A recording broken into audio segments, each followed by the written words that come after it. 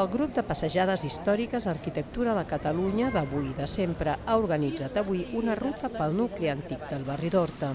La passejada duia per títol Les Bugaderes d'Horta i ha transcorregut per espais emblemàtics com la plaça d'Eivissa, la plaça de Santes Creus o Can Mariner i ha servit per recordar quan Horta era un municipi que no es va annexionar a Barcelona fins al 1904.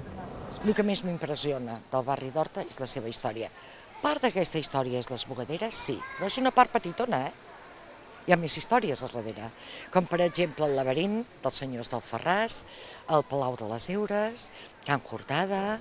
En el tram final, els participants han pogut conèixer la història de les bugaderes d'Horta a través de safarejos i pous que encara es conserven al carrer d'Aiguafreda, una activitat que està documentada des del segle XVII fins a mitjans del segle XX. Arquitectura de Catalunya organitza des del 2013 rutes històriques arreu de Catalunya. Ho fan només en català i per a gent local.